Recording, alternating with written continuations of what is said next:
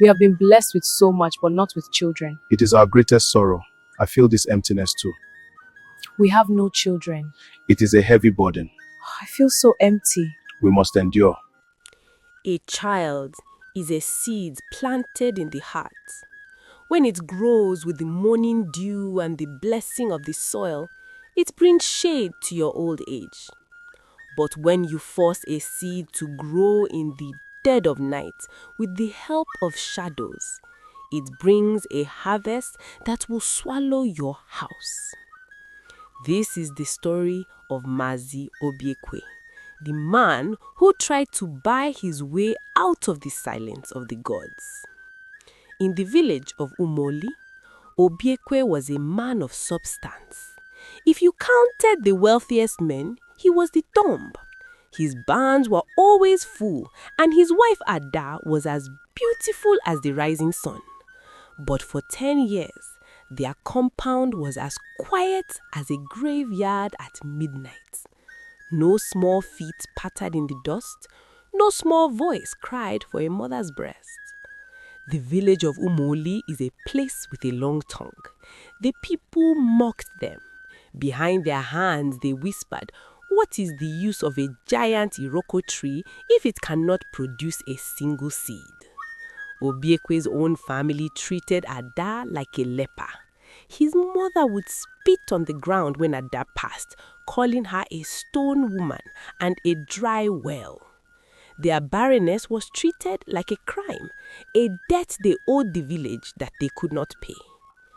In Umoli, barrenness is not just a sorrow, it is treated like a crime against the soil. Every morning, Ada would go to the stream and the other women would suddenly stop talking. They would shift their water pots, making sure their shadows did not touch her, as if childlessness were a disease they could catch from the wind. They called her Aga, the barren one. They sang songs at the market square about the woman whose womb was a locked room with no key. The sharpest thorns were inside the house. Mazi Obiekwe's mother, Nneochi, was a woman with a tongue like a double-edged machete. Every sunset, she would sit in the center of the compound and wail for the ancestors to hear. "Obiekwe, my son, are you going to let our name vanish like smoke? Look at this woman you brought into my house. She is a stone. She eats my son's yams but refuses to give him a son. If a tree refused to bear fruit, it should be hewed down for firewood." Obiekwe tried to defend his wife, but the shame was eating him too. At the village meetings, Len would mock him. When he contributed to the village playground, someone would whisper, "Why build a house for children when you have none to fill your own?" If Ada tried to touch a neighbor's baby, the mother would snatch the child away as if Ada had fire in her fingers. They called her Mwanyinkume, the stone woman. They said her womb was a scorched earth where even grass refused to grow. The village of Umoli did not have mercy. To them, Obikwe's wealth was a mockery. At the village square, when men gathered to drink palm wine, they would toast to their sons and grandsons. When it got to Obiekwe's turn, they would cough into their hands. Someone would whisper, "A man with 1,000 yams and no one to inherit them is just a servant for another man's children." The pressure was a mountain. Ada spent her night weeping, her tears soaking the earth, asking the gods what she had done. They went to the priests, they drank bitter herbs, they sacrificed countless white cocks, but the cradle remained empty. The silence grew louder. The family's hatred grew hotter. Obiekwe would sit in his obi, his head in his hands. He loved Ada, but the weight of the village's mockery and his mother's curses was breaking his back. He started avoiding the market. He felt like a criminal in his own village. He was a king without a kingdom, a lion without a cub.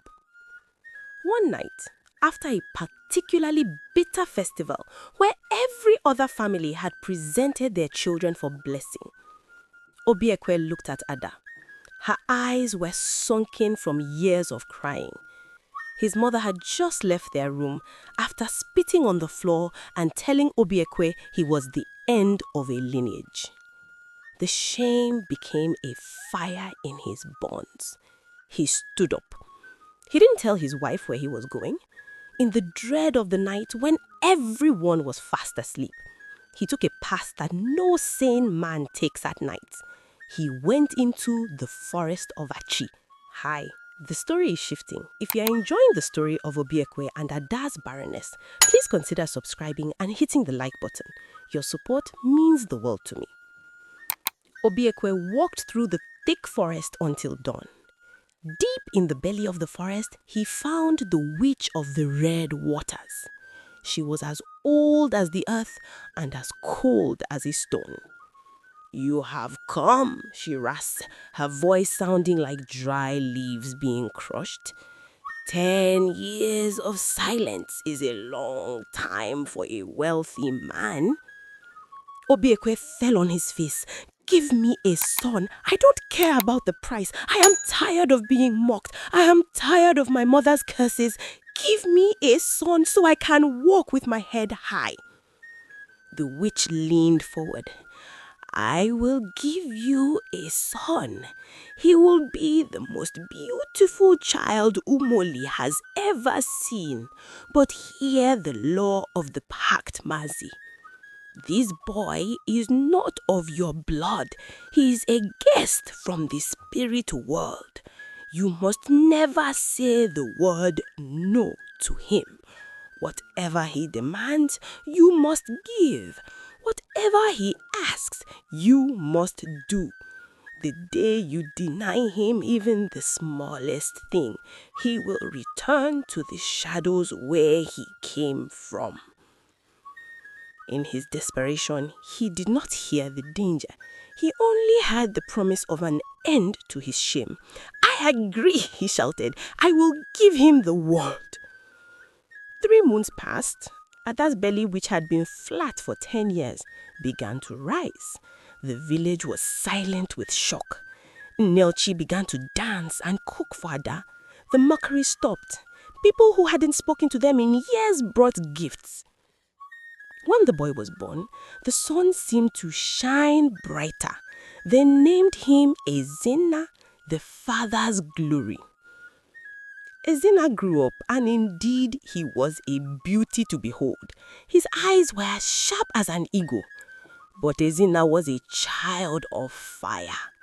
Obiekwe and Ada became his servants. By the time he was 7, Ezina was a terror. If you wanted a neighbor's prize ram to ride like a horse, Obiekwe bought it at 3 times the price. If Ezina slapped an elder, Obiekwe would give the elder a bag of cowries to stay silent. The boy grew up never knowing the boundaries of a human being. He was arrogant, cruel, and selfish because in his world, the word no did not exist. Then came the day Ezina turned 20. He saw a girl by the river named Chidera. She was the daughter of a poor woodcarver, but she was as pure as the first rain. Ezina decided he must have her, not because he loved her, but because he wanted her. He approached her, expecting her to fall at his feet. But Chidera looked at his arrogant eyes and felt a chill. "I will not marry you, Ezina. A man who does not know how to respect his parents cannot respect a wife. My answer is no. No." The word was like a thunderclap in Ezina's ears. He went home and tore the house apart. He smashed his father's ivory. "Papa, Chidera said no. You must make her marry me. Use your wealth. Use your power. If she is not in this house by sunset, I will burn everything." Obiekwe, trembling with the memory of the witch's warning, gathered everything he had. He took 10 fat goats, 30 huge yams, and 3 heavy bags of cowries. He ran to the woodcarver's hut. He knelt before the man. "Take it all," Obiekwe begged. "Just give my son your daughter. My life depends on it." But the woodcarver was a man of the soil. He looked at the gold and sighed. Mazi, my daughter is a human being, not a piece of cloth to be sold. She has said her mind. Obiekwe felt a cold wind rip through his soul. He knew. He walked back to his compound, his feet feeling like they were made of lead. As he neared his gate, he didn't hear Izina screaming. He didn't hear the servants. He heard a sound that made his hair stand on end. The sound of a multitude, hundreds of voices, mourning and wailing in a bitter, soul-shattering sorrow. He burst into the compound. His mother, Neochi, was sitting in the dust, staring at nothing. His wife, Ada, was rolling on the ground, her voice gone from screaming. The boy was gone. The no had been spoken, and the spirit guest had returned to the dark. Obiekwe stood in his vast compound, the wealthiest man in Umoli, with empty arms and a heart that was now a desert. The shame he had tried to buy his way out of had returned, and this time it would never leave. When the devil gives to you with the right hand, he is already reaching out with the left to take something even more precious. What you gain through the dark, the light will surely take back. And that brings us to the end of our journey today. I want to say a huge thank you for watching and supporting the channel. If you found this story interesting, please consider subscribing and hitting the like button. Your support means the world to me and helps this channel grow every day. I'm curious, what was your favorite part of the story?